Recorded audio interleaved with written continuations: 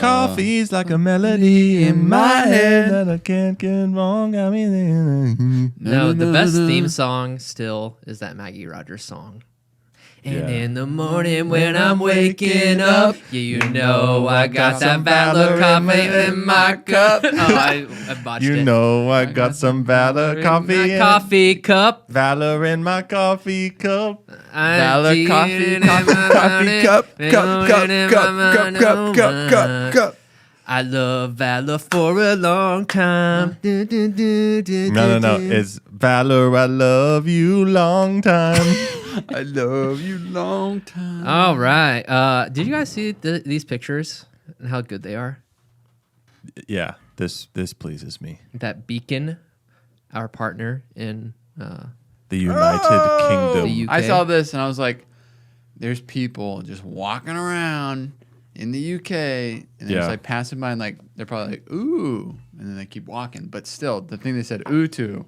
Yeah. And they're like, is that coffee? Who's to say? And they're like, maybe. What do you think British people like go to? What's their go-to pronunciation of Valor? Because people get our name wrong all the time. Do you think they're like Valor? If you Valor. are from the UK, comment below with how you would pronounce Valor. But before you comment Yeah, below, comment below how you would pronounce it. You know, you can like write out how something is pronounced. they got to do something before they comment below, though. They got to smash like. Oh yeah.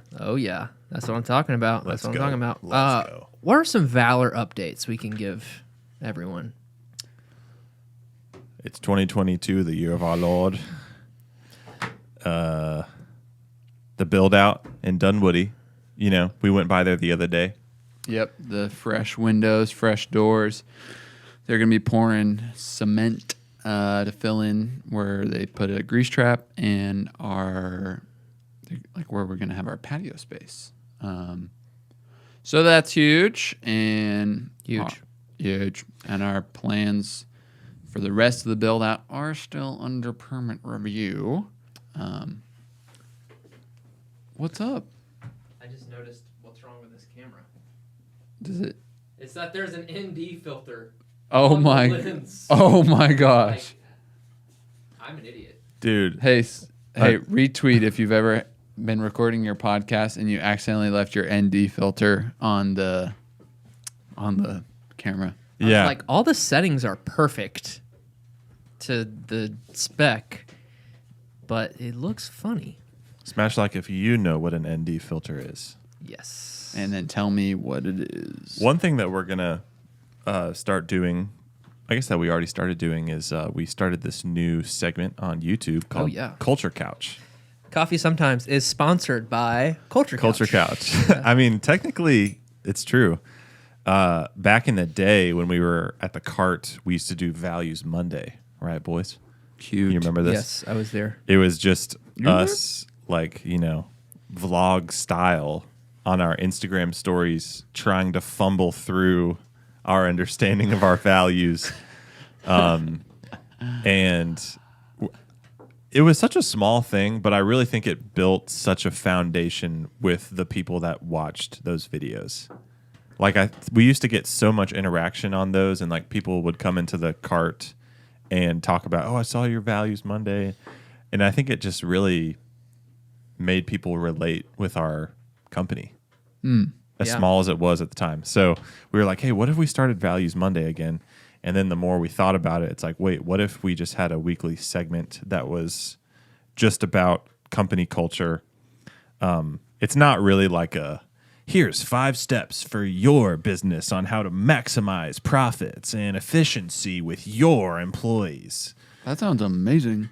As amazing as that is, I guess we could do that, but it's more so about our experience and just being like, hey, this is something you could try. A lot more of a like, hey, like we're Gen Z, like I don't know anything, I don't want to push anything on you, and like it's like a little bit more like that, but in a cool way. You guys are millennial though. I'm right on the line of millennial Gen Z. I think we're actually considered Gen Z. Oops. Sam, our Welcome roaster, to work, Sam. walking in the space. Damn. Give it up for Sam. Smash yeah. like. So first episode dropped a couple days ago, or yesterday. Yes. When this is released, it'll be a couple days ago. So yeah, from now on, you can expect Culture Couch on Monday, Lord willing. and Come on. and our regularly scheduled program on Wednesday or Thursday. Yep. So it'll be great for those of you who are like, man, this podcast is so long, because those will always be in the 15-minute range. Right. Little snack size. Yeah. So Pilot came out on Monday, just talking about what the show is going to be like. Ethan and Ross, super awesome. Yeah, we talked about what core values are. And today I'm going to be recording the first technical ep with Micah and Rudder. Nice. And yeah, so be on the lookout for that. Do we have any fun coffees on the horizon? Fun coffees. Yeah, so I mean, I'll just share it here. We're going to do a 3-pack of sorts. Oh, cool. I'm going to try to fit 3, and it'll probably be around like 3 ounces of 3 different coffees into one black box. From Felipe Trujillo. And that's going to be very cool. 3 different processing methods. Yeah. Amazing. So, do you know what the different methods are? I'm not going to disclose those. That can be the surprise of it. But Okay. I just want people to understand that it is a freak show. They're all from the same farm, same country. They're just processed 3 different ways. Yeah, I'm not going to promise same farm because I can't remember that. Okay. Same producer, for sure. But yeah, definitely 3 different processing methods. One of them's washed, and the other 2, I think there's a good chance that a good chunk of people have never heard of them, including me before this. Some progressive shiz. Yeah. I'd like to give a shout out to another shout out to Tetherball Coffee Yeah. down there near Jacksonville, Florida. I'm sporting one of these lovely thick Gildans. Screen printed in house, if I'm not mistaken. Wow. That's awesome. So shout out to Elias and the crew. Dakota. Yep. Love it. Well, today we've been getting a few questions via email, Instagram, and then Letter. we said, postage. No post on Sundays, though. No post on Sundays. We decided it's time for a Q&A episode, another one. So we also put out a little Instagram story question thing, and man, it just filled up. So we might not get all the questions if you ask us one, and we're sorry. We're really sorry. We'll do another one later. We'll do another one later. Keep We've been coming. doing so many interviews with other people. You know, Yes. it's time to Did we bring do? it We home. did 3 straight. That's right. Glad to be back in house with you guys. Yeah. It is awesome. Interviewing is something I really love and I really enjoyed. You know, it's 3 really awesome different groups of people. That's right. But I sometimes just need a little like bro time, you know, like your Yeah. core 3. Yeah. So, and I've always kind of thought of us as like the core 3. core 3. Yeah. So, That is the only time someone has said that, and it has actually been legit. Not a legitimate. joke. Yeah. That is a joke that I ripped from Sam Thomas. Just being with any group of people and being like, I kind of always felt like this is the core 6. Yeah, So but try it's that, like try always that in your random. own life. Sam Thomas, if you're listening to this, Pound sand. I'm coming for you. So Lock your doors. without further ado, let's just jump right into it, guys. Are you going to be I'll moderate. okay? Yeah. Okay. That's fine. So, first up, I'm going to call everyone by their Instagram handle because All right, wait. Just a little flair to it. What if we rank everybody's Instagram handle 1 out of 10 and we say it on the count of 3? That's such a great idea. Let's do it. Yes. we're going to do it every single time. Yes. What's the metric? Like, just what if it's their name? Fine, then rank their name. Okay. Yeah. This sounds No great. hate. It's just, we're just ranking handles over here. Yeah. And if it's your name and like that's your Instagram handle, maybe that's kind of boring. and you're going to get a lower score from me. Maybe someone likes the simple thing. Anyways, please. Okay, are we going to say it on Are the you count done? of 3? One other thing about ranking that I just want All to right. get our metric. First up, world's most okayest barista. 1, 2, 3, 8. 10. 8. That's pretty I good. just It's wanted to see what you were hilarious. going to say. It's hilarious. Yeah, That's yeah, great. that is hilarious. Congratulations. World's most okayest barista. He definitely he hits us up with a lot of questions, and we love it because Yeah. they're always really thoughtful. It's great. And amazing. He's an industry guy. Oh yeah. So as you guys are getting the new Valor Cafe ready, what is one thing the three of you wish you could tell your past selves as you were opening the Alpharetta location?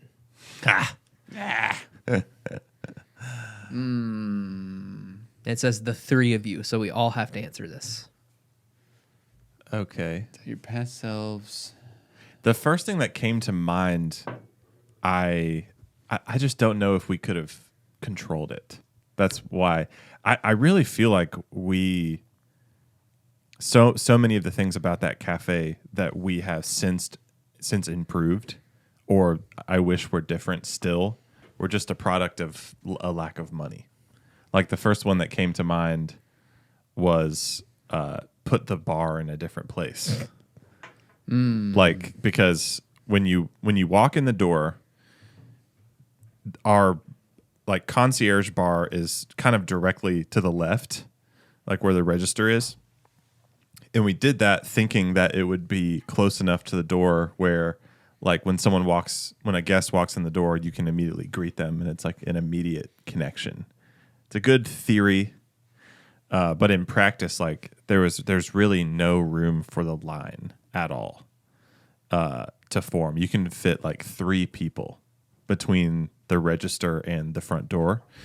But then again, like I would have loved for the bar to be in the middle, and we have this like kind of smaller. Actually, a smaller bar would be even worse.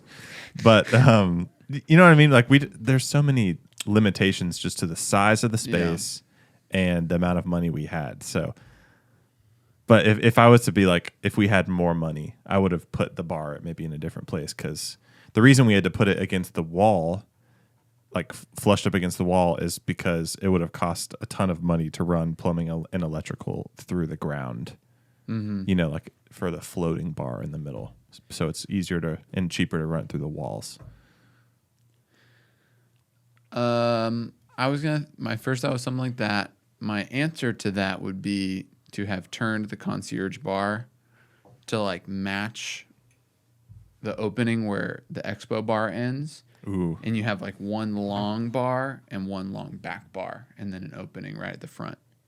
Yeah, that would have been tight. That's what I would have changed, but I still really like the way the layout is. The other things I would have changed, or would have told my past self, try to incorporate more vertical storage right out of the gate in the cafe.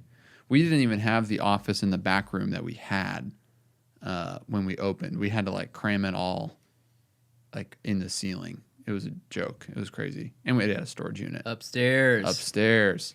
Yeah, we like hung shelves like everywhere in the like hallway and put so much crap on it. Can I say one more? Please. I would say to myself, take the pressure off of yourself for like your first 3 hires to be like these career people that like go with you until personnel side. Yeah, like we had this mentality that like the first 3 hires we make, those were like our first employees ever, and that was like our opening team was the 3 of us owners, and then three amazing people whom I love, all of them, and they did such an amazing job. They've all moved on since for various reasons. But I think we just had at least I had a lot of pressure on myself to make them be like our forever employees. And because of that, like everybody was already maxed out on their schedule. Like we had 2 guys at 5 days a week, and we were already at like 6 days a week. And then the girl that we were working with, she was kind of maxed out at 3 days a week. So mom status. Yeah. She's a BA mom of twins. Yeah. And And so like she would drop her kids off and come in. So, she was an incredibly talented person, and I'm so glad she worked with us, and I would love for her to work with us again. But it was like everybody was so maxed out in their life. And so I would say don't be afraid to hire more like part-time people that are more flexible. That's not like an L. And those people can still catch your vision. They don't have to be like all in with their lives. Yeah. That's what we're kind of learning now. I would just probably say do cold brew from the jump. That was the other one. Yeah, I was like Kegs. Yeah, we just produced so much more product since we started to do that. Specifically with the draft lattes and whatnot. That in turn gives everyone that comes through our door a better experience because it helped speed up some stuff that was slowing us down. With no sacrifice in quality. With no sacrifice in quality. And maybe the opposite of that, which is even better and more consistent product. Good question. Great question. The second question is a perfect next question. Because along those lines, like we were hitting a ceiling. I want to like try to lay the landscape of that season we were in. I think it was last summer before we started doing kegs, or was it 2 summers ago? I think it was 2 summers ago. We've been doing kegs for a minute now. Yeah, I don't know. Where we were just really, really huge. It was just after COVID. It was 2020, the 2020 summer. Yes. We started just like sales were like, if you can see my hand right now, it's just like it's going way up. Huge blessing. It's like a roller coaster that the hill never happened, Yeah, It's just until uphill. except that one this past January. Yeah, that's true. That was a dip. But we were maxed out. Like, can we just really quickly, let's answer this in 2 areas. Yeah. One is like you've reached your ceiling maybe, and the other is like you just don't have people coming through the door. yes, that's great. And let's ask the question and rank the name because our listeners don't know the question yet. What a great point. I'm sorry. Yeah. Well, it's Hunter.Foreman. 3, 2, 1. 7. I like his name though. It's just a cool name. boring. Hunter Foreman. Just like cool name, boring handle. Yeah, is that do what you're something saying? funny, Hunter. Hot take. Whenever you have your name as your Instagram handle, that tells me you got in early to the Instagram game because the handle wasn't taken. But maybe not quite early enough for Hunter.Foreman because he has a dot in there. True. Sounds like a website, Hunter. I'm just kidding. Hunter, I'm sure you're awesome. I shouldn't be roasting you live. Yeah, let's roast Hunter on air. Here's the thing about Hunter. I don't know the guy, but The thing about Hunter is that he cares a lot and he's really sweet. yeah. There you go. I don't even know him. And he asks great questions like, What are some ideas you have on how to grow volume of sales? Should we answer the ceiling or the Floor? floor Let's first? do the floor. Okay. Yeah. One thing I've noticed okay. is like what came first, the chicken or the egg, right? Like, Right. is it like if you build it, they will come kind of thing, or like once the people come, then you build it? Right. And I have just watched and I've been a part of very, very slow cafes where like you have, there's so many things that you compromise on when you're slow. For example, putting one person behind the bar at a time because that's the only thing that can make sense budget-wise. That is automatically going to make the experience of the cafe worse, which then makes people not want to come back as much. The other thing is like, hey, I've done all my side work and there hasn't been a customer for 2 hours. Like, let's put a stool behind the bar so I can sit. That's reasonable. Okay. Like, that's not, terrible to do. It's just like when you come in, when a guest comes in and you're sitting down behind the bar on your phone because no one's come in a while, that person's not going to want to come back because it seems like they don't care. Like, it seems like the barista doesn't care.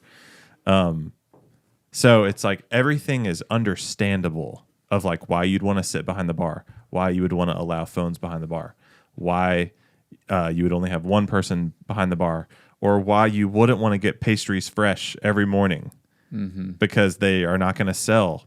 But it's like that balance of how do we operate in a very, very slow environment and make every single interaction count? How did we do that, boys? Because we were absolutely in that situation in the cart days. Pop-up. Well, I think we got to cut our teeth on that in a really low overhead environment, like a really low pressure environment. I can't Great imagine like trying to open the cafe, seeing our rent, trying to like hire people, but be like, I don't know. So we had like 2 years of just doing it by ourselves, and that was a real blessing. But so in those moments, it was like from the product side, I'm thinking about food for some reason right now. Like we tried to do some food stuff, but we ended up just like getting packaged snacks. Yeah. That we thought were the tastiest, but they're always Oatmeal, ready. dude.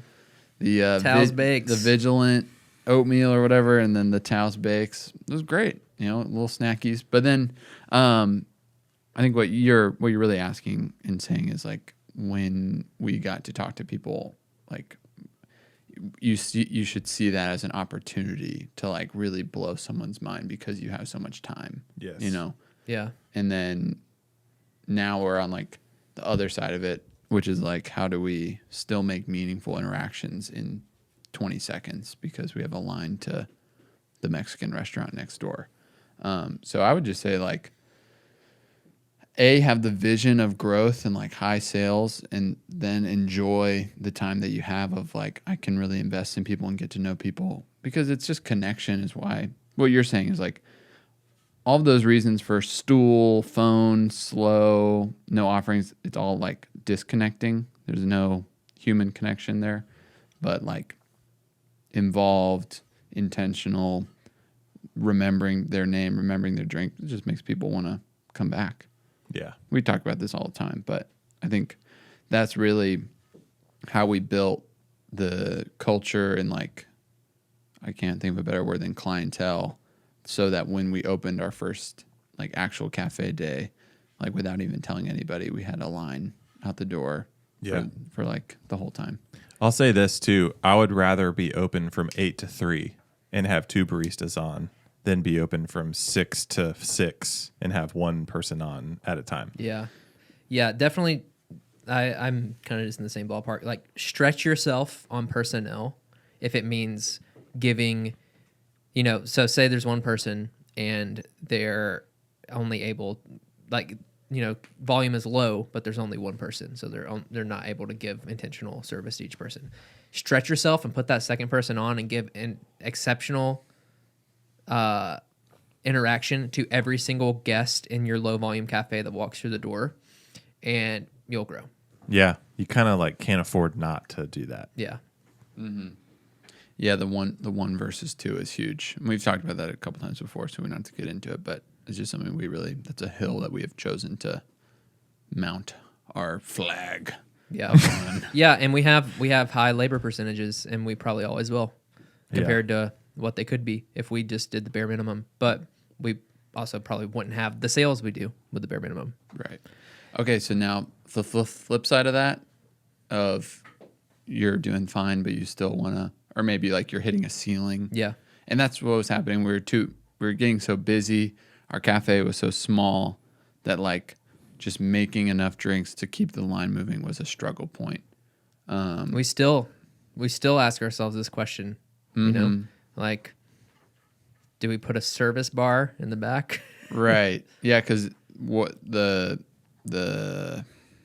limiting factor we seem to be hitting is that the bar itself and the people that you can put behind it is where you like hit that number.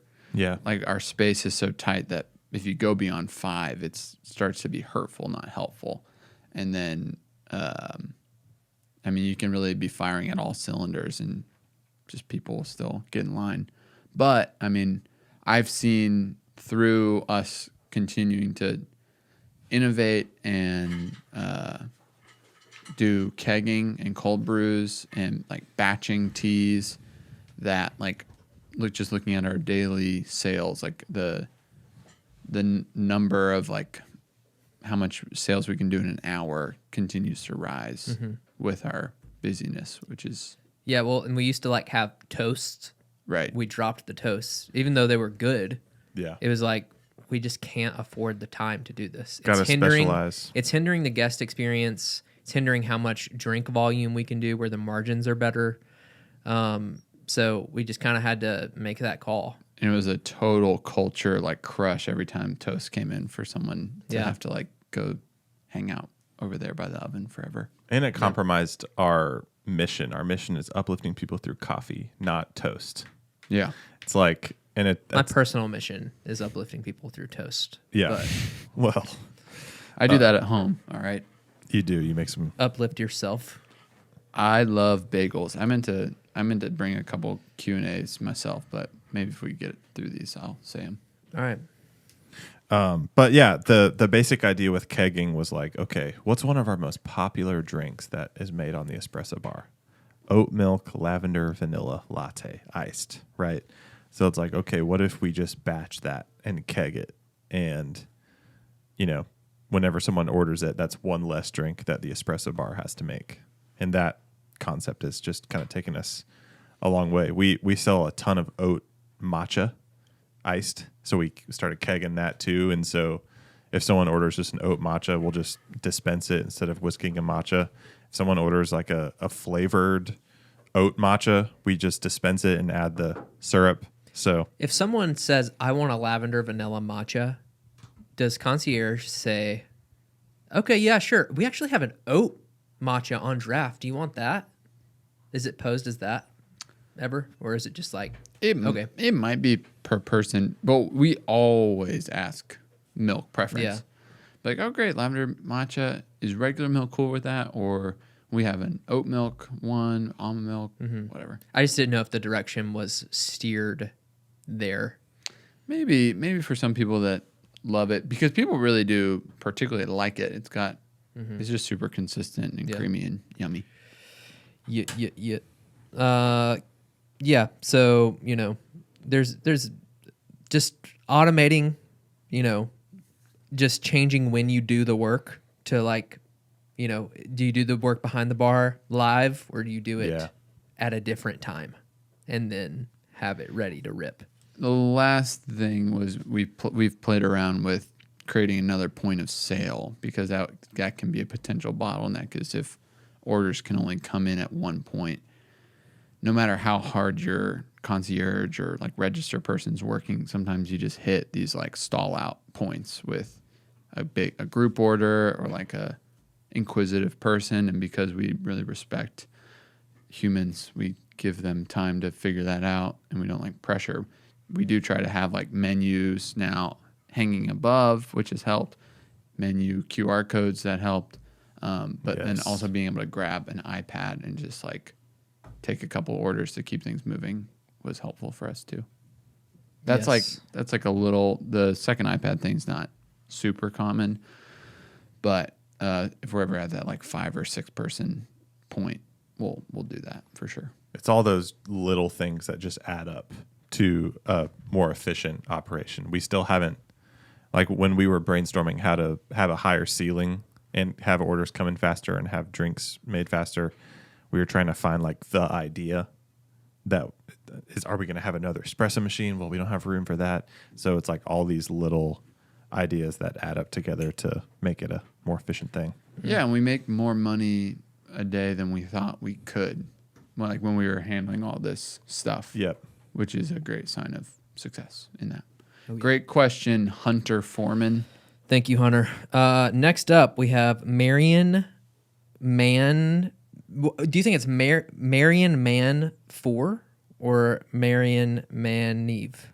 Or Marion Manny the Fifth. Wow. I don't know. Well, one way or another, let's go ahead and rate it. 1, 2, 3, 10. 5. Whoa. I do like the name Marion, but I was confused by the name. So I gave it a 10 because there's a lot of different directions we could go with it. Yeah. oh, You like that's just fun. options. That's Yeah. something you personally value Oh, for yeah. sure. So the question is, how do you go about finding a building for a potential coffee shop? It finds you, Marion. Next question. I mean, that's pretty true for us. I know. We've kind of just landed in situations. So we met a guy Ended up with our cart in his co-working space. And then the space at the front, the guy was never there. We said, can we please have this space? And he said, okay. Okay. And here we are. Okay, well let's answer it in a way that is like this person doesn't currently have a coffee cart. You know, like We they're don't know just- that. They're just oh yeah, so we can answer it. Yeah. But like they're just trying to open a cafe. I guess step 1, do you get a real estate agent? I mean, I guess you can, but I probably wouldn't. I'd probably just Drive around. call some people on signs. I'm saying this as a real estate agent. Don't call a real estate This agent. episode is sponsored by Thomas Riley. T. Riley Westbrook. TR. Yeah, I would say drive around. I would not, if like you're looking to operate it, put a little radius around where you live and be like, this is my zone. Because it would stink if you were trying to operate a coffee shop to live far away. And then I would maybe list another couple, like, what do you want out of it? You know, because there's coffee shops that come in all different shapes and sizes. So knowing most importantly what you want out of a space first might take some like hard thinking. And maybe it takes going and seeing something and being like, okay, this touches on this thing that I like, but the size it feels weird already. And then I feel like you just got to go look at a bunch of spaces, drive around, and then when you know what you want, it'll just feel right. Yeah, the unfortunate reality, and we definitely felt this when we were trying to open our first one, even, when we were looking at spaces before the space found us. You don't get as great of opportunities on your first cafe. Right. And that's just because you don't have a brand yet. The people who are looking to develop these places aren't going to reach out to you because you don't exist. And that kind of happens as you get the first one open if you're looking to open your second one. But, just look for it and, really put in some time and you'll find it. And maybe think about your network too. Do you know anybody who's in construction? Do you know anybody who's in real estate? Do you know anybody who also has a retail shop or an office? And then talk to them about it, because I feel like the referral thing too is powerful, and just the network of finding a space. And real quickly, like on the money side, like calculating the rent, like usually how it'll work is you call this person and you can be like, hey, what's the price per square foot? Right. And let's say it's a 1,200 square foot joint, and it's $30 a square foot. You would take 1,200 and multiply it by 30 and divide that by 12, because there's 12 months in a year. And then at that point you're around Insert number. I don't even know, but let's just say it's $3,000, and you want your rent to be about 5 to 10% of your gross revenue per month, right? It is $3,000. Great job. There you Ross. go. You're amazing. But also think about Cam. Yeah. Just to take a step back, just like look up what all this means. Yeah. Like if you're just like really getting into this, there is a chance you don't understand real estate lingo and whatnot. Yeah. So I would Google CAM. Common area maintenance. I would Google triple net and the types of leases that there are and what that really means for you. Figure out square footage. Ask other business owners in the area that you're close to what, they'd have to be transparent, but what they're paying per square foot in rent, get an idea of the market. All those things are important. And if you don't do that, then you might end up getting screwed. And if you're not like a do-it-yourself negotiator, look at a contract type, a real estate agent might be good for you because they can negotiate the lease. Yeah. Having a real estate agent has helped us in ways in the past, for sure. In commercial more so than retail. Retail is a lot tougher for negotiation. For sure. But to your point about being a known brand, we had a lot more Leverage. when it came to negotiating our own contract on our second space in Dunwoody. Thank you, Marion. Yeah, thank you. All right, next up, Gavin Morton. All right, you guys ready? Yes. 1, 2, 3, 6. 8. 5. I'm shooting on the high side, but you like names, man. I Look at that. just the spelling of Gavin there is did it. It's cool. It's pretty cool. Yeah, It's a good name. I like that. Tips for low startup cost coffee cart / shop. I mean, if I'm being real on the shop side, I kind of just say good luck. Do as much work as Right you can. now, yeah, do everything yourself. But we're doing a good bit of work on our new cafe, and we're gonna have a 4-spot in it, 400. So $400, guys. Yeah. I mean that doesn't come cheap. So I don't know how to say it there other than look for used equipment. Sometimes. We also did a full podcast. We did it on equipment. We did it on.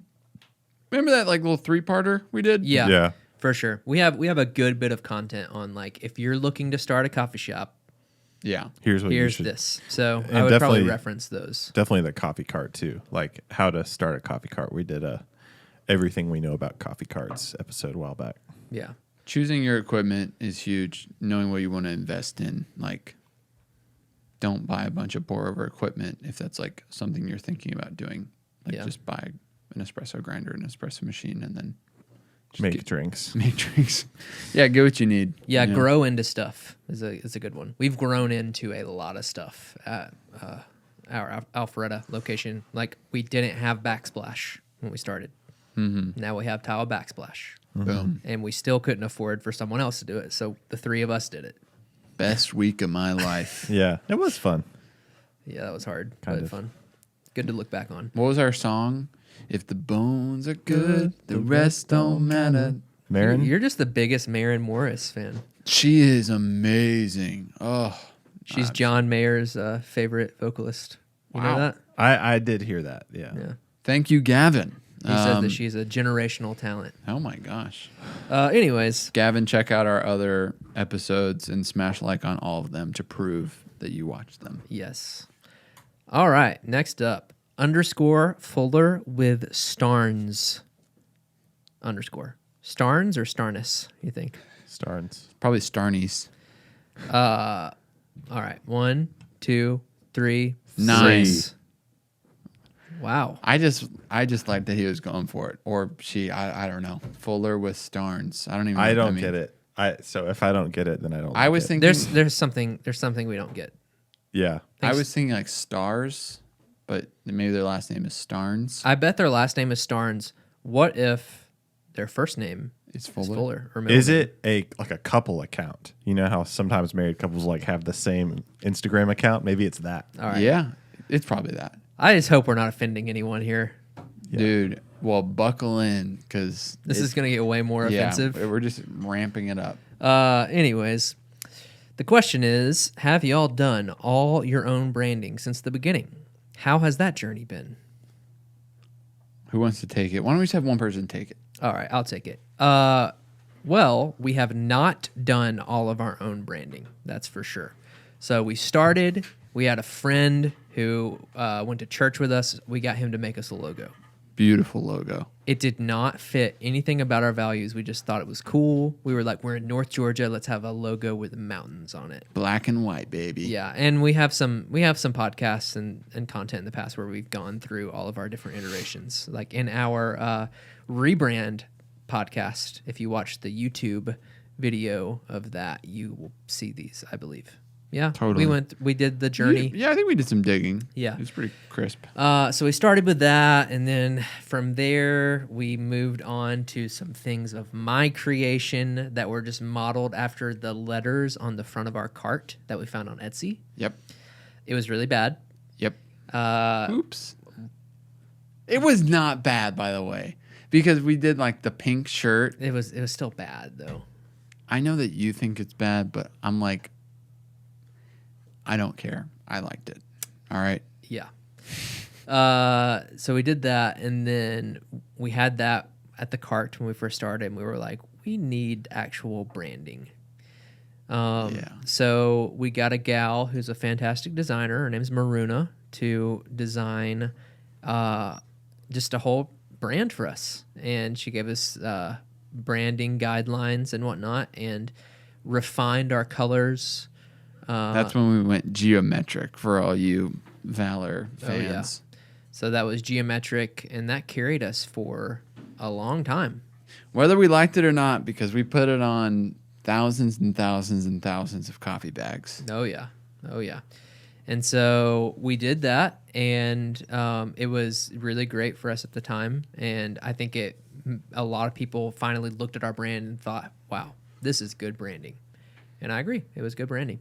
And then during that time, we also used some other designers, one being our friend Matt Power. He designed the Valor smiley face logo that you could find on our front door for a very long time. And one of our favorite pieces of merch, the VLR hat that was like wavy. Yes. Yeah. Had the lines in it. Yeah. So he designed and refined that VLR. And also Bridget Hall, who professionally goes by her maiden name, Bridget Margianu. Oh, nice. She did some great crop tops for us, and also designed our menus for the first, long period of time we were at our Alpharetta Cafe. Yeah, those were some huge successors. She did our first tote too. Yes, yeah. That was a big winner too. Yeah, so the tote and the crops. I mean, that first crop still is like our most out of the gate successful piece of merch we've ever done. Absolutely iconic. Yeah. So that was great.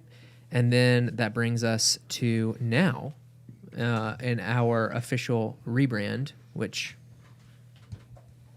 you see it everywhere. If you see anything Valor now, it's this logo and all the good stuff with it. The staircase.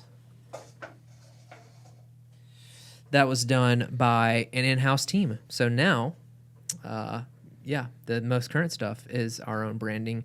The logo itself was done by Elijah, who worked for Valor, his friend from We'll Ohio. say Ohio. Yeah, sure. Nathan Metzler, I believe is his name. Sure. And it was, it's beautiful. He's a calligraphy artist. Yeah. We love it. We love it. So Your that journey. Oh yeah, and that was a team of in-house people, including my wife Elijah and Ariel, and then Ariel, who unfortunately is about to transition away from Valor to pursue her full-time design career, and will still be utilized by Valor in all of her creativity. Anyways, yeah, she's done a good bit of our design stuff. She is has been our staff designer for a while. 2 years. Yeah. So yeah, I hope that answers the question. The journey has been crazy. It's been wild.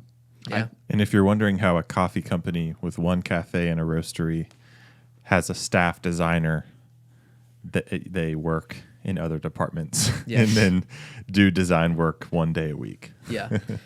Yeah. And 1.5 days a yeah, week, she maybe. definitely goes above and beyond with her design hours. But yeah, that's been it's been, if nothing else, you have to. I think what really happened with us is we never truly found our identity with our brands, with our branding, until this most recent one.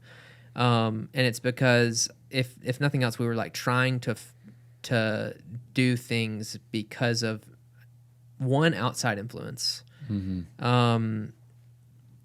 Just outside influences, like that mountain logo. We were like, it was like the path of least resistance. It was like North Georgia. What do you think of? Yeah. Mountains. And it wasn't Valor. With this most recent brand, we just really, really put a lot of, it took a year. So we were like, what do we want Valor to be and what fits Valor's values? And that's how we landed on our current branding. So yeah, just I would say, think about it and, don't, especially when you're starting. Like, we have a question, we had questions about like, how do you come up with a name for your company? And I'd say like the name for your company is one thing, but I would put way more thought process into what you want your brand to represent than your name. Yeah. That's like a piece of the pie almost. Although a good name can really be high impact for you, but it's just hard to like get that kind of name. Yep. Honestly. All right. Tetherball.coffee. 3, 2, 1. 10. Yeah. It's not just because we sell them coffee, guys. I've always thought this was a great name. Yeah. It's an awesome beautiful. name for a cafe. So creative. What has your experience with merch been like? Oh, good transition. From shirts to anything else? I've been talking. All right, shirts. I feel like always we have not hit, like, besides the crop top, we have not hit like a big selling shirt. Our shirts usually stay on for a while, but it's like these niche things just ramp. Like trucker hats have just been crushing. Mm-hmm. We're selling trucker hats. Boom, boom, boom. Socks. Those have been awesome. People love buying the socks and wearing the socks. We can price them for what? I mean, like 15? They're pretty expensive to make because Ariel loves to do like multicolor, a lot of like layers to it, which is sick, and like says an absolute treat on the toe. So I think their price is probably like 15, 16, 17, 18, 19, 20, 21, 22, 23. I don't know. $35. They're like in the teens. And then those sell super well. I mean, for selling our fresh brand on sweaters, we just have like a few left, and we sold them all through summer, which was crazy. But I feel like the journey with merch is interesting because as much as like, I don't know what the people out there think of us as like we have it all together, we're like masterminds. When it comes to merch and like even sometimes like hiring, it's like, I don't know, sometimes it's a shot in the dark. Like you feel good about something and then it hits and you try to learn why it hits, and sometimes it's like, oh, this didn't hit. Yeah. So yeah, some stuff has rocked, some stuff has taken longer. But it's like usually the fun stuff, I think that, well, it's either the fun, like the socks, or the like hyper classic, like our mugs. Like we got new mugs made by awesome ceramicist named Mark Rockwood. We talked about him before, but yeah, those have just been like moving. And I think it's just like coffee shop, mug, Yeah. doy, you Yep. know? I think there's also a balance with merch. This is just overall business philosophy. But like when we sit down to design merch, which I don't really do, but sometimes it's like, what would people wear? What would people like? And what kind of demographic are those people versus like what would just be cool because we think it's cool? Mm-hmm. For example, like the trucker hat, we think it's cool, but like we designed it. You wear it, right? I wear it sometimes, yeah. I do too. I mean, like I said, I think it's cool. It's just that we designed it for a specific demographic in mind, and it's popped off in that demographic and in other demographics. Just because it's like it's navy blue. There's a patch on it. It says Valor. It's like a classic, sort of archetypal, stereotypical Like it has thing. established 2016. It's just like Yeah. But it's got a little I like the Valor twist to it. Ripping beans since 2016. Yeah. I'm like, that's funny. So even on the like what may feel like a punt, it's like that's not like a hipster cool thing to do. Like Right? we still yeah, dude. Like hipster Like, trash. whoa, man. we still want to, even if it's like something classic, we still want to put a little flair on it that we think is cool. Yeah, I've been Ariel's nemesis because she is really cool and she is like really into with like the super cool trends. Mm-hmm. And she's like, let's do this. And I'm just like, our number one outlet for selling this is Alpharetta. Right. And In the cafe. if it was New York City, or Nashville. or L.A. Austin. or L.A., Tokyo, Miami. Anyways, if we were in a different situation, Boise. Oh, sorry. where we had only 22-year-old teeny beanie wearers coming through the door, Hey, guilty as charged over here. it would be different. We could do, freaky stuff. And We have done freaky stuff. We do. But let's be clear. The freakiest stuff we have done has been slow moving. Sure. And I'm not going to say the most basic stuff we've done has moved fast. but Classics. yeah. There's some other stuff. Simple classics. Simple classics. They've moved better.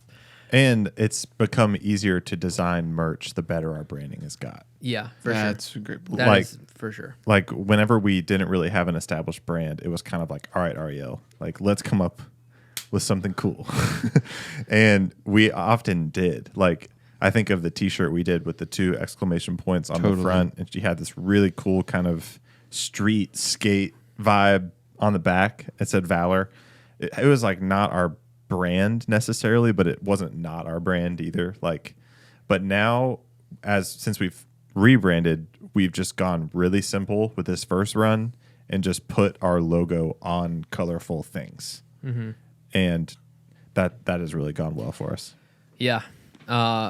We have a new line of merch dropping soon. That's going to be some freaky stuff. It gets weirder. It gets weirder, but still basic, Oh, the big yeah. project. The big project. Yeah. So be on the lookout for that, because that is that's coming. I'm real quick. excited for that.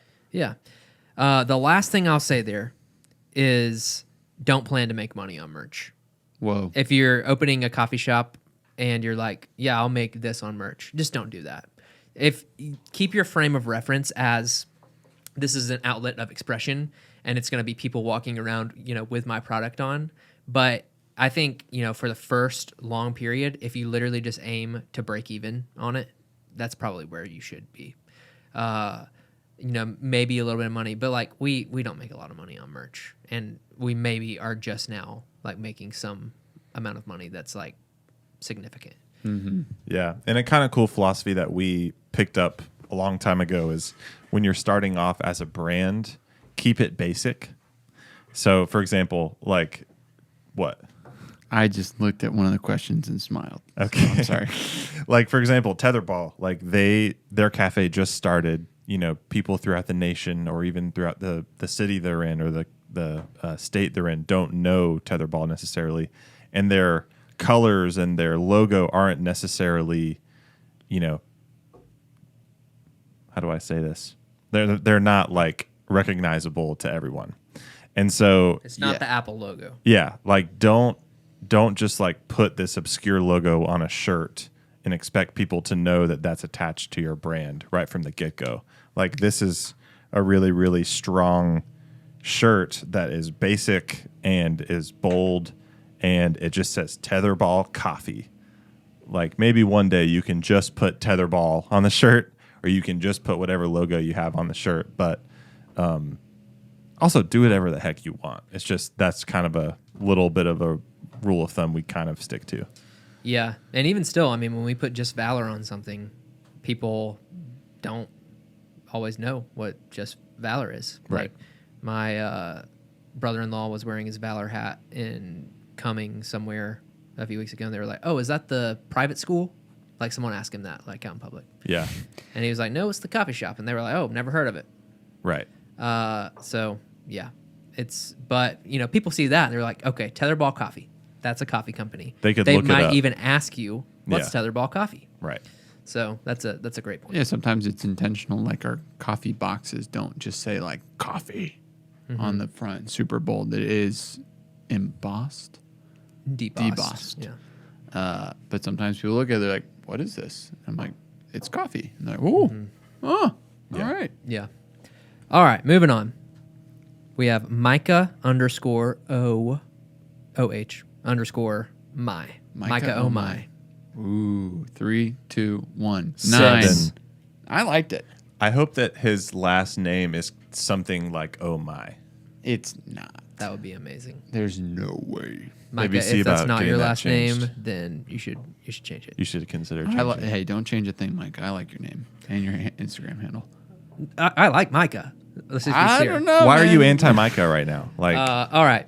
Question. How do you balance having a friendly environment with professional boundaries?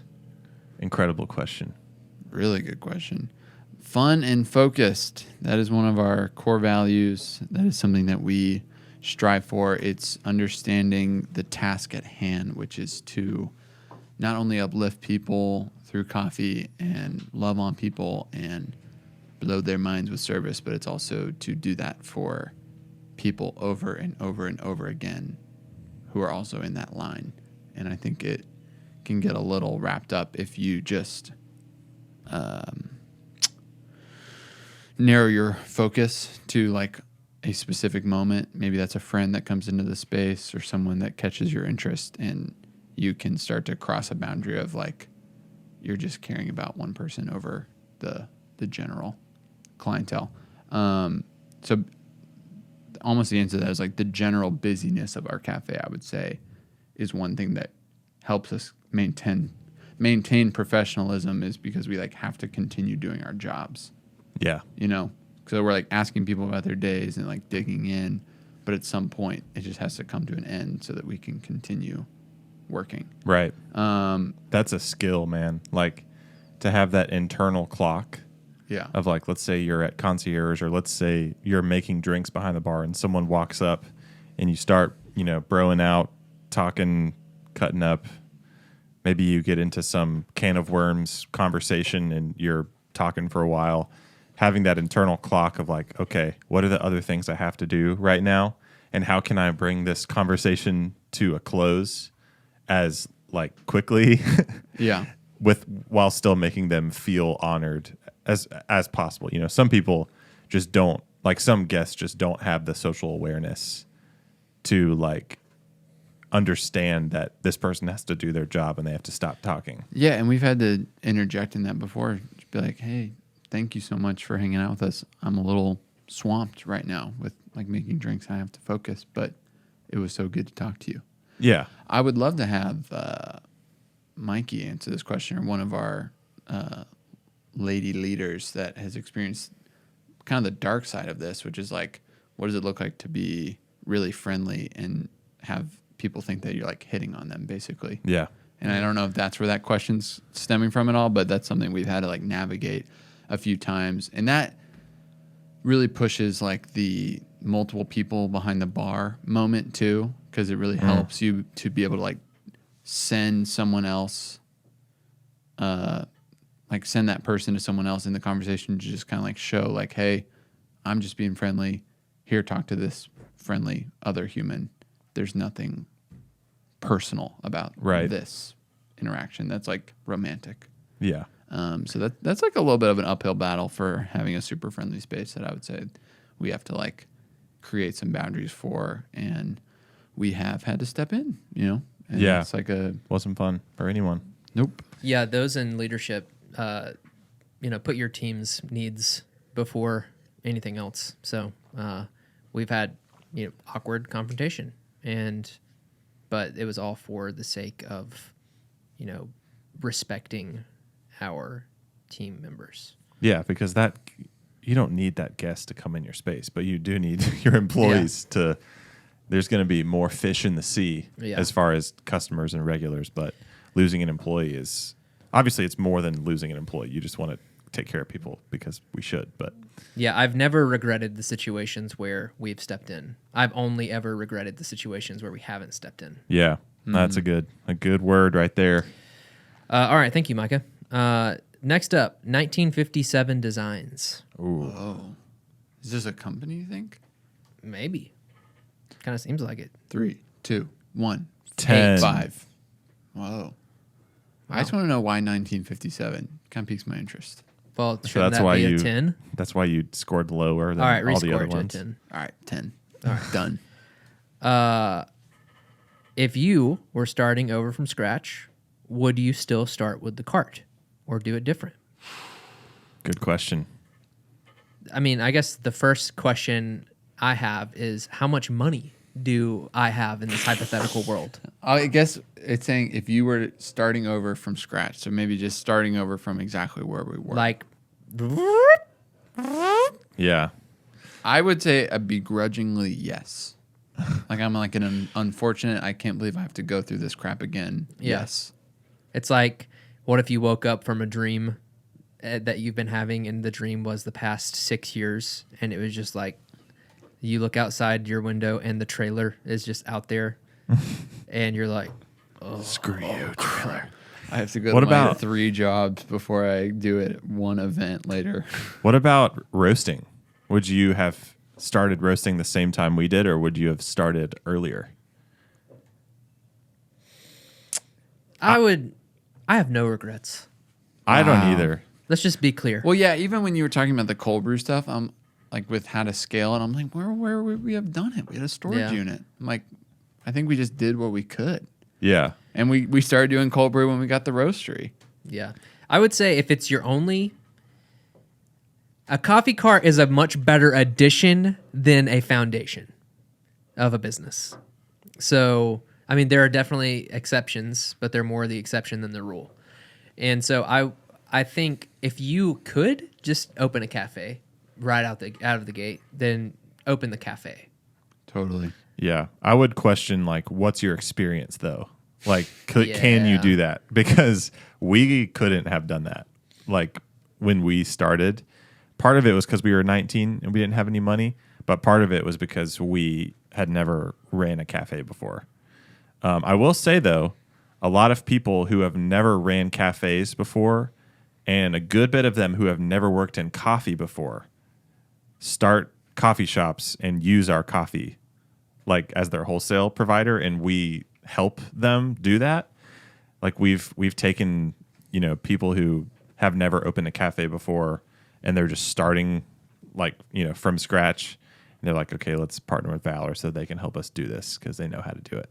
It's not like we do it all for you because it's like free consulting essentially, but like find a good wholesale partner. I would say if you're starting a cafe from scratch, just find a good wholesale partner. That's good. That's good. So, yeah, thank you for the question. 1957 Designs. Thank you. All right, next up we have Nan _ That sounds like a really cool grandma. Like Nana. Let's just assume that this is a cool grandma. 3, 2, 1. 10. 11. Yeah, we love it. The question is, what is your target audience? How do you make a variety of people comfortable in your space? We kind of already talked about it. I mean, we're in a metro area, very suburban life, and that is our demographic at our cafe. If we're talking our target audience, I hate to say we don't have one, but if I had to select on like one of those like sliders that only has like 18 to 25, 25 to 35, 35 to 45, Yeah. I guess I would select either 18 to 25 or 25 to 35, right? I remember us having a conversation around like millennials dig specialty coffee more than like the younger Gen Z coming up, it seems like. Like there's like Yeah. millennials have this bent towards like a specialty moment. Mm-hmm. So maybe I would bump it up to like the 25, 35. Gen Zers like Duncan. They're more like experiential, like something crazy, like I don't know. Like the TikTok instant coffee thing. Yeah, like something crazy, like whoa. Yeah. Millennials are more like, ooh.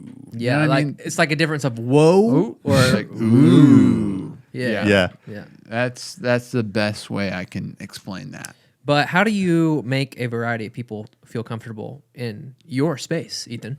One word: empathy. We don't just like serve, because I guess it could be the target audience could be our demographic that works there, right? Because that would be the most likely group to connect with the guests of that same demographic.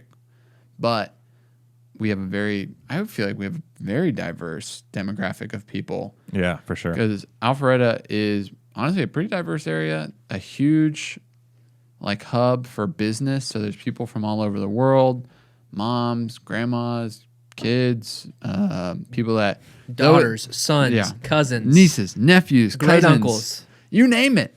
Dogs, cats. No one's coming with a cat. I take it back. There's a vet. People come in with a cat. Though it be suburban, it also is like starting to make this little like micro city climate. So there's a lot of people that come in that live like walking distance. So we have like a lot of walking around families and maybe some like 50 plusers. And empathy, man, just like seeing everybody as an individual person with their own needs and desires and personality and respecting that, loving them. And yeah, I don't know. Yeah, if you put any effort towards it, you understand that the businessman on the phone doesn't want someone at Surge like, "Rah! Welcome to Valor." They just want you to like get them their coffee so they can go about their day. Yeah. And you just have to play each situation case by case. Yeah, geek out with the people that are really excited. Be gentle with the people that are like nervous to be there because there's just like people that are like spooked going somewhere for the first time. I think I was talking to ex-employee Elijah Knapp. There's more language barrier probably than any place I've ever worked or he's ever worked, just because of the whole like international business thing. Just being like gentle with people, and not being like, what do you want? It's a pretty loud space. It's hard. Yeah. So I would just say empathy is a really short answer. Do you want to say anything? I think we've done certain things. It kind of goes back to what I was saying earlier with the merch, as far as like crafting things around people that we want their business versus like we have a strong brand identity. So I think of like we keep the music ideally in the space a little bit on the louder side, like think Chipotle, but a little louder. I'm always thinking Chipotle. Yeah. Sorry, I probably should have not even said that then. Great. I gotta go eat Chipotle. So anyways, it's a little bit louder and it's like that might make someone feel uncomfortable. But at the end of the day, we are the hosts in this equation. And so we're hosting people into our space. And if we always catered to the needs of each individual person, then we would have no brand identity. And so like there's certain things that we do that like are not off-putting or whatever. They might be off-putting to some people, but it's like you have to pick a lane. You got to be someone. I've read reviews, and there was this one Reddit thread that mentioned Valor, and someone was like, if you aren't used to extroverted like environments, then you might be like spooked or something like that. And I'm just like, yeah, that's kind of us, you know? Or the music volume is one for sure. Yeah, people actively complain about that, like on Google reviews or whatever. But it's like, hey, you know, we're not for everyone. Yeah, it's done more good than harm because we aren't like a sleepy coffee house, and that's just not what we want to be. If you want to be that, it's fine. That's cool for you. Well, yeah, we don't care. Do it. Yeah, that's fine. But that's not our brand. Right. Let's keep it moving. Good question. Thank you, Nana. Thanks, Nana. Love you, Nana. Next up, we have Carissa.Taylor, 2 Y's. What? 2 Y's? Girl, you got late to the game on that handle, though. You know what I mean? Yeah. 1, 2, 3, 4. 5. Sorry. Your name's awesome. Yeah. My sister-in-law's name is Carissa. I thought it was She's Carissa, great. but then I was like, oh, no, that's a different last name. Nah, yeah, you know, Maybe it was her middle name. it's just the late to the game thing for us. You have know. the dot and you have the double Y. Hey, but you know what is a 10? Her question. That's Yeah. right. And it is how to navigate work-life balance with family. Let's let the family man take it. And then if you want to say anything newer family man, and I'm just going to hold my tongue. Well, we're all headed towards some serious family life because I have 2 kids. I have a family, all right. I have a wife, but You have one, Big T, Riley, you have 1 kid. Correct. Would you call him a newborn? Or is he an infant? I believe that newborn goes until 2 months, so he'll be 7 weeks old tomorrow. So we're not quite there yet. So he's a newborn. Okay. And then Goofin, you're due in October, yeah. November 10th. November 10th. What the heck, Ross? Jerk. I knew it was November. I was just testing Riley. Oh. Thanks, man. Thank So, you for keeping me on my toes. Navigating work-life balance. Well, I would say setting expectations and having sacred times that you don't compromise on. So setting expectations, like I'm in a season of life right now where I work 5 days a week with Valor, and I usually don't have to work more than that with Valor. It's kind of rare.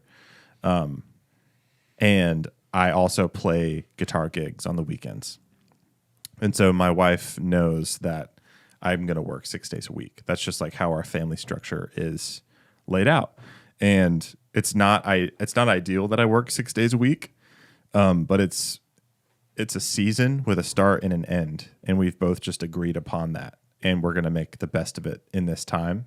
And so, yeah, I would say some core values of work-life balance with family would be like high communication, breaking it up into seasons, like because I mean I think just having like a fundamental conversation with your family, whether it's your spouse or whatever the setup is, of like where do we want to be, kind of more big picture.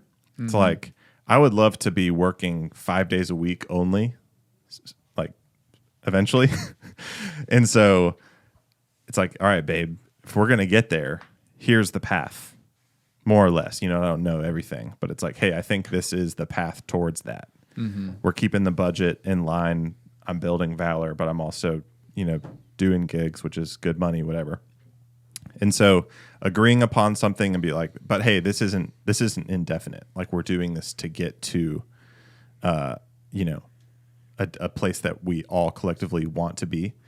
And that was even more like potent of a reality when we were starting Valor, because we were all working 7 days a week. Whoopee! And that was when we were all first married. We didn't have any kids at that point.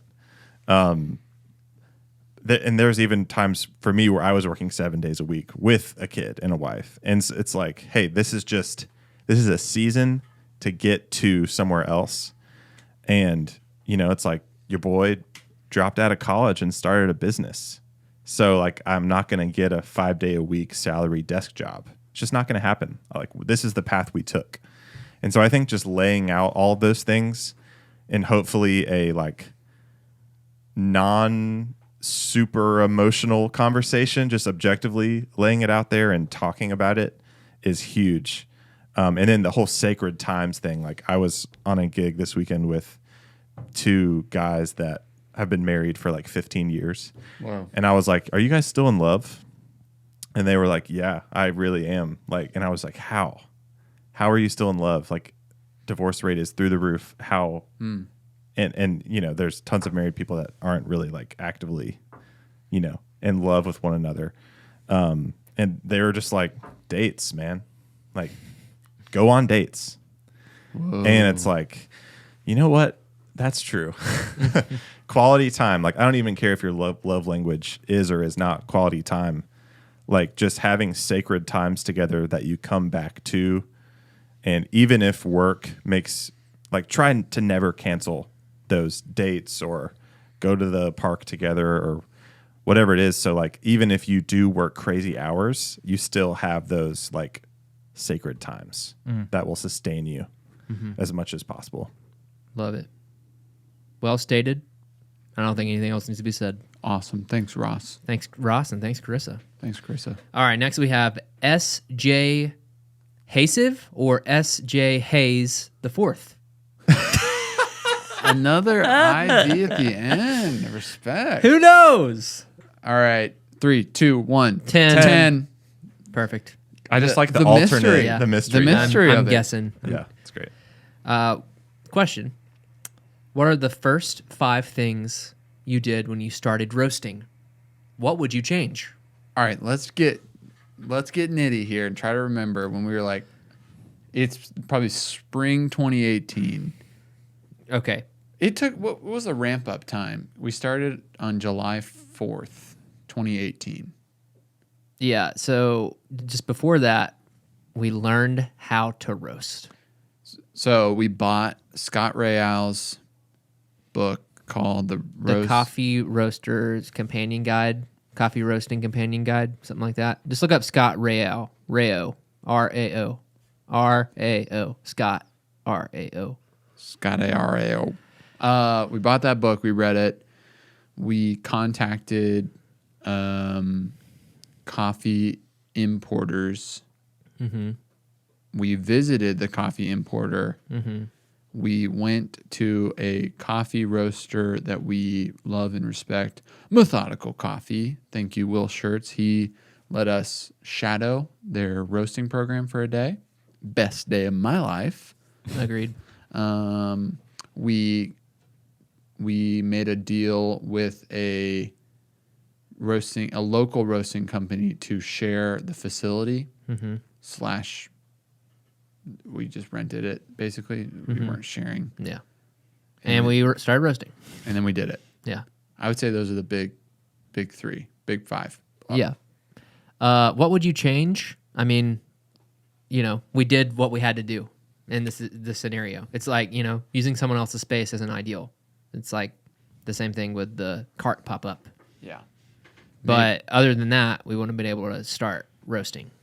No offense to the people we started working with, but maybe really tried to find a more local option. But that's the only thing I could think of. Yeah. But I think we did, and it didn't work. So yeah, there were so many things about it that weren't scalable. Us loading green coffee into our car every week. Shout out to the Civic. Same thing. Like it was a season though. Yeah, exactly. And we knew that. Yeah. We knew we were heading somewhere else, and we did. And now we're sitting in our global headquarters. Now we're YouTubers. Yeah, we're personalities. We're not even in coffee anymore. It's a lifestyle. We're in brand. the creator. I haven't made a business. coffee in months. Yeah. Yeah. I made some yesterday. So I mean, wouldn't change anything. I would say maybe extending beyond roasting to wholesale. I think there's a lot we would change in our And wholesale yes. mindset and outlook. Absolutely. Maybe that's just a different conversation for a different day. So thank you, SJ. Next up, we've got Catherine Gibson. Catherine Gibson. That's a 10 for me. 10 for me, too. Catherine's just great. She's this real sweet girl. Yeah. Catherine wants to know, it's a juicy one. How much can a cafe owner expect to make per year? We were arguing about whether or not to share our salaries on air. I can't remember what we landed on. I think we're not going to. All right, cool. Not because, just know it's modest. Yeah. Know it is modest. Know it is like pick up gigs on the weekend kind of money. That it is. So I would say it really varies, Yeah. Like, is your cafe successful? Or, what's the traffic like? How much are you working behind the bar yourself? How many hours are you putting in per week as the cafe owner? Because there's a lot of different types of cafe owners. Yes, there are. There's the retired gentleman who was like, I want to open a coffee shop. Yeah. And I'm going to hire a bunch of kids to run it. Come on. And that's fine. He is probably going to make a different amount of money than the owner-operator in his 30s. So, there's so many different variables. But maybe the best way for us to go about it would to be imagine Valor Yeah. as a single location. We would probably do less volume by not selling our own coffee, especially like Sure. retail volume. Sure. With Ethan as owner-operator. And I'd like to think that it would be worse. Yeah. Because there's just less diversity of thought.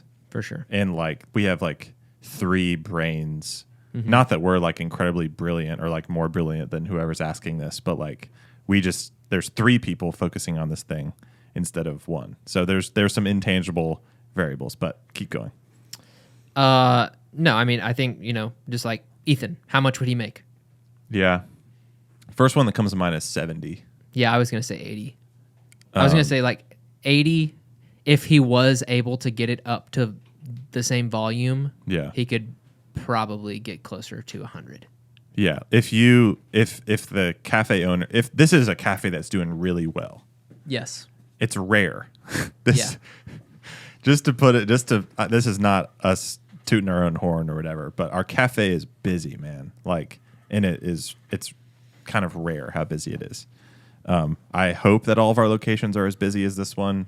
I don't know if they will be. We're planning on them to be to an extent. To an extent, but so like if it's a really busy cafe, I would say around there. But if you're like very hands-on, and the assumption there is that like, for example, if you're hands-off, then you have to pay people. You have to pay other people for the things that you didn't do, which means money out of your pocket. Yeah. But it means hours in your pocket in terms of like you have more free time. So I would just say do some soul searching on what you want your next 5 years to be. Yeah. Yeah. Keep your labor percentage at 33. Shoot for it. And then, I don't know. And like have working capital. Yeah. Like don't just take all the money for yourself, you know, build your bank account as you build net profit. Yep. For sure. And don't expect to make that from the jump. Yeah. Like you said, with the 5 years. Like, and just to be clear, 70, 80, 90, we ain't there. No. We are not even close. Yeah. And it's because there's three of us and we value that. And it's important for us as we want to grow our company further beyond a cafe. We're trying to make a coffee company. Yeah. Not own a coffee shop. Yep. Like, which is cool. Yeah. And that's great. And we love that people do that. It's necessary. because she might be thinking about like, she might be asking because she might want to do this with her career, Yeah. like own a cafe one day. Yep. And I think that like, if you want to, you know, work 5 days a week and, you know, own a cafe, maybe you work on bar 2-3 days a week, take care of all of your like hiring, admin. You know, we do these things called health checks, which is like we sit down with each member of the team once a month. If you want to adopt some of that practice, and as long as you have time for all that, you know, that might be a good job, good Yeah. career path for you. Catherine, you should open a cafe. You'd be got great what at it it. takes. Thank you, Catherine. All right, next, Parker B. White _. Oh, I'm going to say 10 because he's really sweet too. you know the fellow? Perfect. Yeah. Oh, 10, he's a Yeah. perfect 10. If we don't know you, 5. Yeah. If we know you, 10. Just kidding. You're all 10s to me. We want to get to know you. Yeah. It's just handles. It's not you. It's not your name. It's just the handle. That's right. There's a lot that goes into it. All right. Parker wants to know tips on pricing structure for a coffee cart. Keeping him on the hook, but still making that dough. Come on. Which I assume Well he said. means like you're not overpricing. Yeah. And so you're like, if you overprice for a catering gig, they might be scared. Yeah. And go with someone else. Is that what he means? Yes. Probably. And I would say we don't know the answer to this. Yeah. We've been overpricing lately, I think. Yeah. Tips on pricing structure. Yeah. I think part of what he's talking about is like, do you go like an hourly rate? Do you go like a per head price, like, you know, $10 a head or whatever? We just, every time we try to do that, I feel like it doesn't work. Like I'm sure we could come up with some formula, that algorithm, like, you know, you take how many people are there, how long is the event, how far away is it, and it's an equation that you literally fill out. That's my dream. But for now, it's Need me like, to get on a spreadsheet for you real yeah, quick? that was a cry for help. Yeah. We just do a custom quote, man. Like, because there's so many variables. If you're just starting out, just get some gigs. Don't pay yourself if you don't have to, and just get some gigs. Do some $400, $500 events and just cover your costs and get your name out there, and then raise your prices. That's what we did. And whenever we were doing a lot of events, by the time we were kind of like done doing events, we were really charging like a good bit because we were a little bit more established and we knew our value. And so don't feel the pressure to like shoot for the moon right from the get. Yeah. But just add up all the variables, you know, like Gas, ice, coffee. see if you want to take some money home for yourself and your employees, whatever. I feel like that wasn't much help, but that is our answer. That's all we know. All right. Next up, We have ah, period, draw, period, done, period, can. Audra Duncan. Audra Duncan. She broke it up by syllable. I respect that. Yeah. All right. 1, 2, 3, 8. 5. 9. So we're you know, I just like the syllable part. yeah, I haven't seen anybody do that before. creative. And I'm on Instagram all the time. What was your vision of the future of Valor when you guys were just the coffee cart? Ha! Ha! You're looking at it. No. I'm going to be podcasting on a Tuesday. I'll speak for myself. I had no vision because I don't have vision a lot of times. I'll say it. I was just thinking about the coffee cart. Yeah, like you can barely see. Someone take me to the doctor.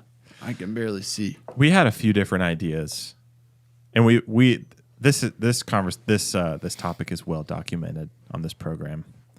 But at one point, we wanted to be a hospitality company, where it was less about like Valor coffee shop and then like opening a bunch of Valor coffee shops, which we're kind of back to that now.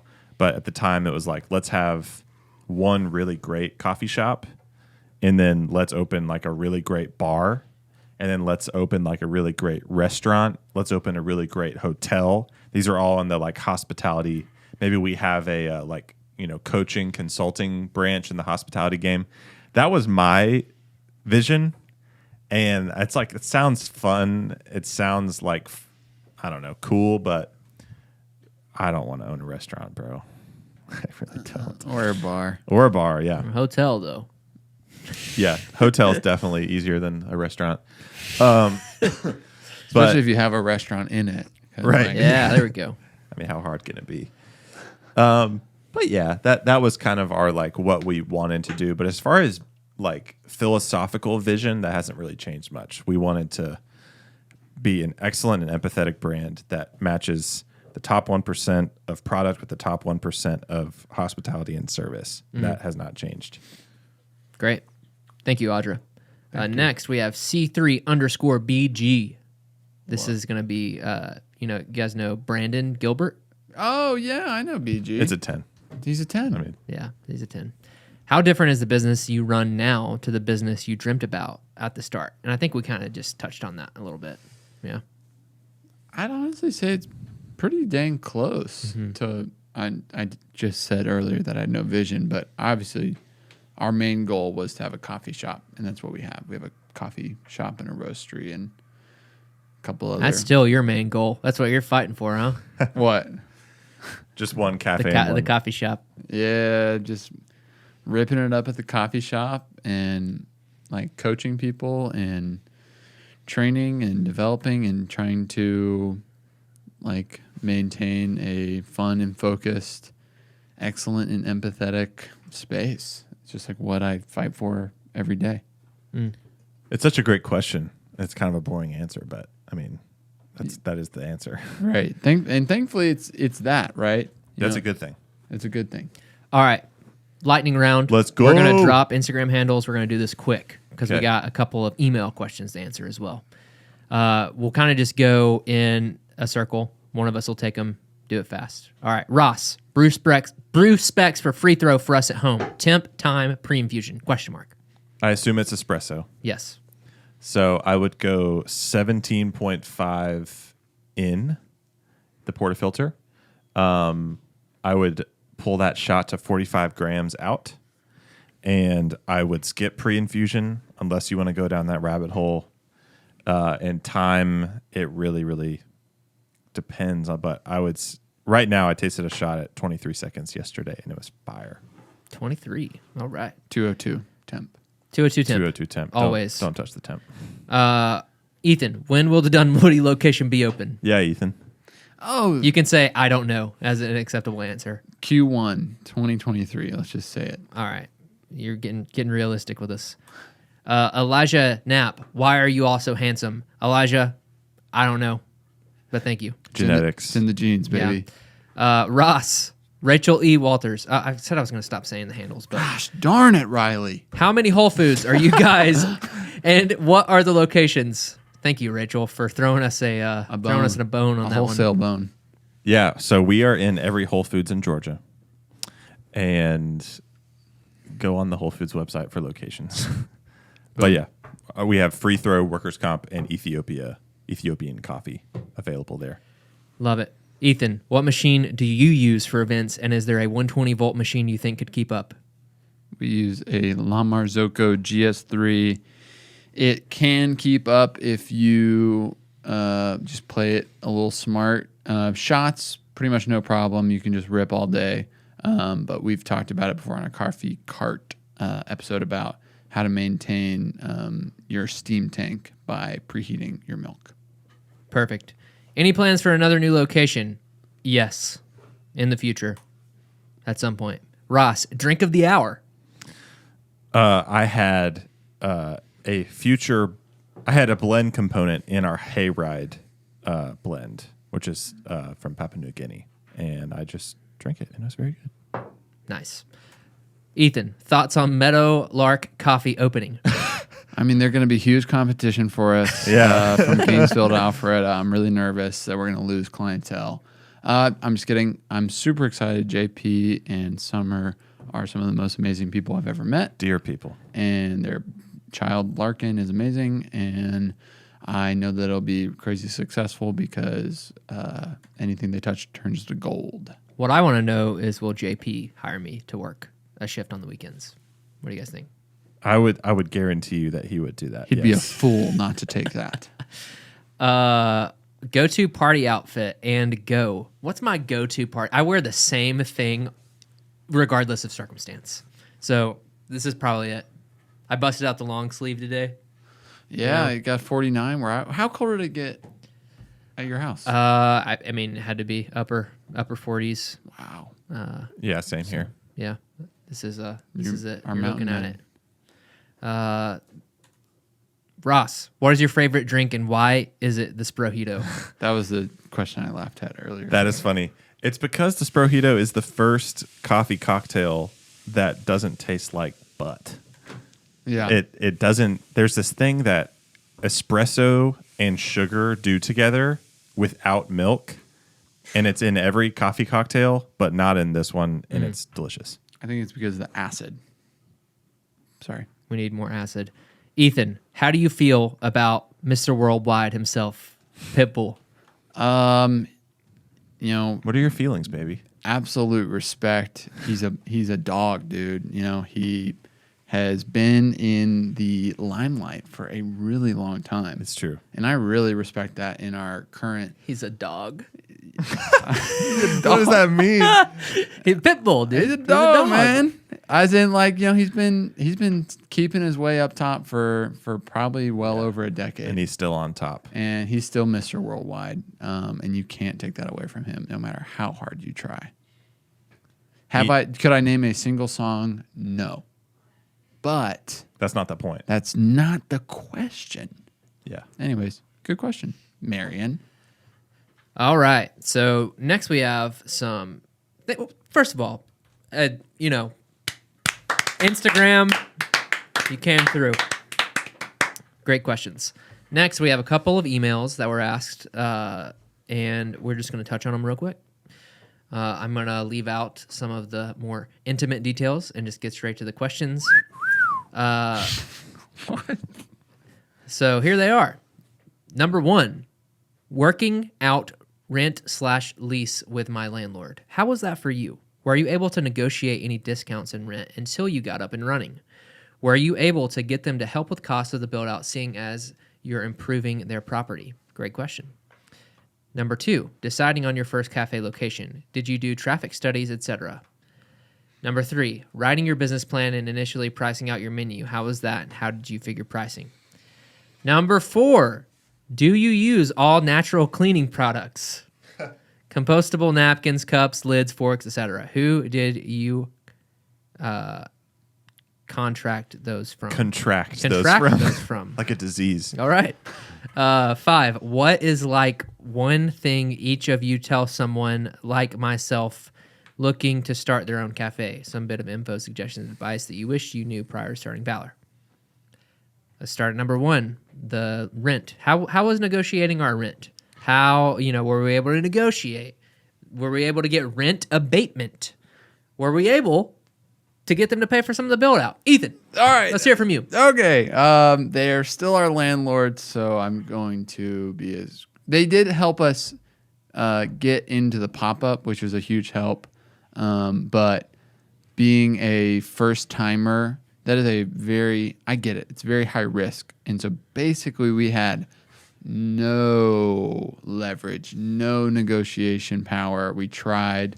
We had a real estate lawyer like red line our lease and send it back. And they're like, nope. They're just like, okay, well, do we still want to do this? So I would not be surprised if that is the same position you're in, Mr.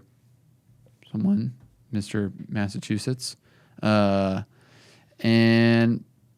it's different, way different the second time around because we are an established brand. So I'm sorry if you're having a hard time, but I can relate. And we got no rent abatement. We got no TI, nothing. Yeah. We were in it where Alpharetta was a super up and coming area. And it was like, this space wasn't even for lease. So it was like, but if they did, I know that they could have gotten a lot for it. So it's like, it was just a competitive market. But we knew that if we got the space, that it would be awesome for us. And it has been. Yeah. Did that cover it? Yes, I would say the only thing to note there is what we've already said earlier in this episode. You build your brand and you have more opportunity. So then on the next one, someone reached out to us and we kind of had a lot of our way with lease terms. So the unfortunate reality is that first cafe, when you haven't built a brand, is going to be a little bit tough on that. So question number 2, deciding on your first cafe location. Did you do traffic studies, etc.? No, we didn't. We just fell into it as prior. Yeah,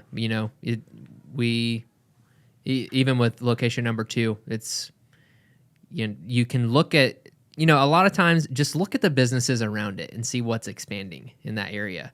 If there are some either cool or bigger companies who are willing to bet on that location, then they've done the traffic studies that you can't afford to do. So that's kind of the approach we've taken. It was clear to see Alpharetta was about to explode with development. And that was pretty much the end of it. Number 3, writing your business plan, initially pricing out your menu. How was that? And how did you figure pricing? Ross?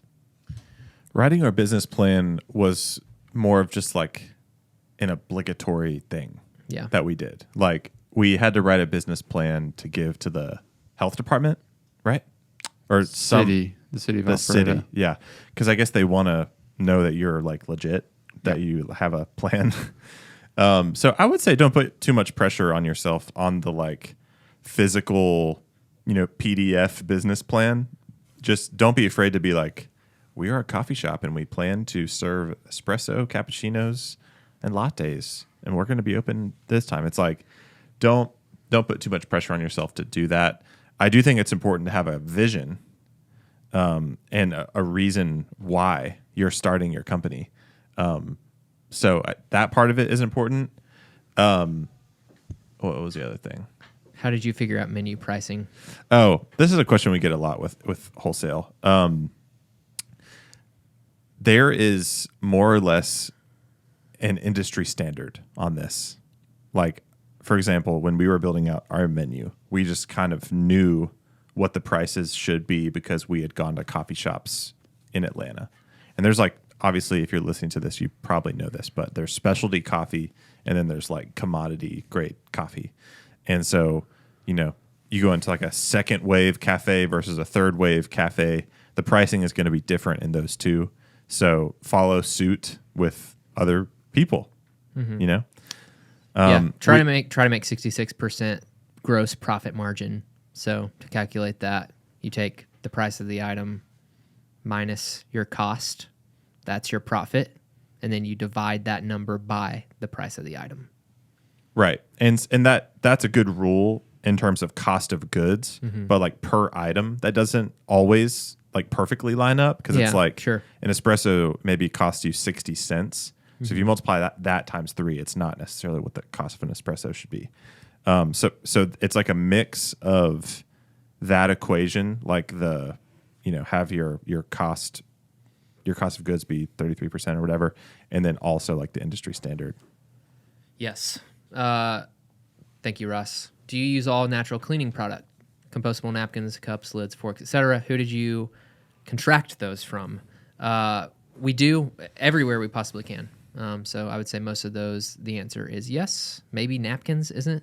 Would be the only one. Napkins are just paper, so they're always compostable. Oh, so sorry. Yeah. So as far as contacting, just contact your local paper distributor. Yeah, we had to buy online for a while, but then we started working with a paper distributor. Yep. What is it like? What is one thing each of you tell someone who's looking to start their own cafe? How do you plan to fund it? Yes. That's one of the things. Why do you want to do it? And is it worth multiple years of whatever the word that's less intense than anguish is, but like suffer? Suffering. Yeah, well, I mean, we talked about it before. Like, you lose friends, you lose it's just what you do for years. It's like, Yeah. hey, is this something you want to do for years to get off the ground? Yes. Well, great. Go for it. It's like, no, I just kind of want a cush job. Like, all right, great. Do that. Yeah, I would maybe ask how much they expect to make. Like, Yeah, end product kind of once it's open. how much money do you need to make? It's a good question. Yeah. Those aren't like super inspiring answers, but I think they are like good reality check answers. For sure. All right. Next email. We'll just get right to it. What are your thoughts on pre-infusion? I'm currently working on a 3-group Mavum machine at my current barista job, and they do 18-second pre-infusions and approximately 47-second shot times. I'm assuming that includes the pre-infusion time. Yeah. I have never heard of this before working here, and totally opposite to what I'm used to, but it made me wonder about my machine and if you guys have ever used pre-infusion on your GS3. I know it works a little differently with the 2 settings of having timing for the solenoid being opened and closed. I've done some research on it, and most people say they don't taste any difference with/without pre-infusion on the GS3. Is it then purely just to reduce channeling? We don't do pre-infusion on our GS3. Never really have. If I was going to do it, it would be just to reduce channeling, and that would be it. If you are looking to use a GS3 for a cart, don't even think about it. Just get your shots out as fast as you can with them tasting as good as possible. Put liquid in cups. Yes. As quickly as possible. Ensure liquid is brown. Yeah. Pre-infusion's cool. And I think if you have the resources and time allotment to do it, and it's truly going to make your end product taste better, then great. We have never done anything with pre-infusion. So we probably, aren't the best. Yeah. to I answer mean, this. it's probably great if you like it, because if you're in a coffee shop, like a 20-second shot versus a 40-something second shot, it's not the end of the world. Especially if you have a 3-group and you can do 3 at a time. The Mavam is the thing that one of our techs was telling us about, Brandon. Oh, yeah, you're right. So it's kind of like the Mod Bar, but Mavam. Yes. And the bit on the Sorry. solenoid, he's saying like you only have 2 settings, open and closed. Mm-hmm. Like I bet the Mavam has like a pressure scaling Yeah. situation. On the cart, I will be honest, in our downtime, you and I played with turning it on, Yeah. turning it off, waiting, turning it back on again. Yeah. It's the law of diminishing returns. Yeah. You put more time or resources or energy into something, does it yield something that is more valuable than the time, energy, resources you put into it?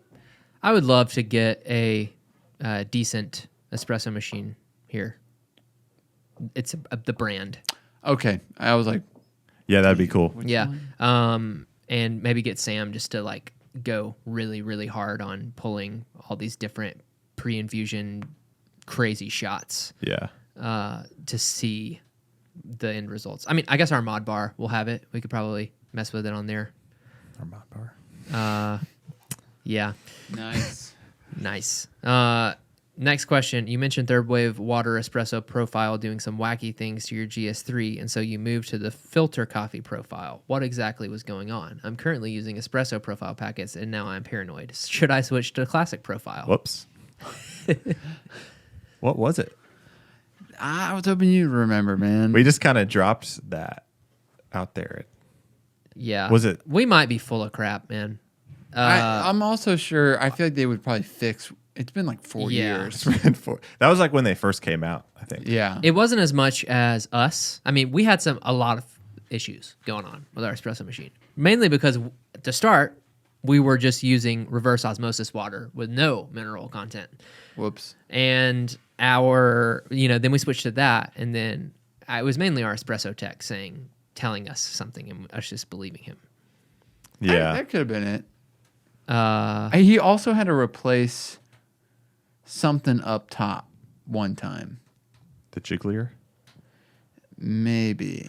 And I think it might have been due to like bigger minerals from the espresso profile. Yeah. We're not trying to sit here and dog on third wave water. No. I think, yeah. We would never. So, Darren, you just keep walking your path, brother. Yeah. We're sorry that we paranoid you. Well, that's going to do it for us on this one. My mouth is really dry. We just talked a lot. Let's go film some more stuff. Yeah. Little chatterbox. How about that? Thanks for listening and thanks for your questions. Oh, yeah. We like the opportunity to give people answers to the things they want to know because sometimes we just talk. Yes. It was great. Do you guys think it's funny that people trust us enough to ask us things? The fact that we made someone paranoid, I was like, oh, sorry. Crap. Yeah. We need to think about what we say. Watch your mouth. With great podcast comes great podcastability.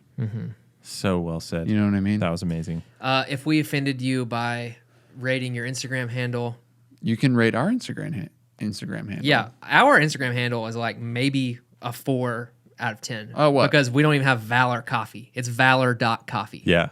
Weak sauce. Boring.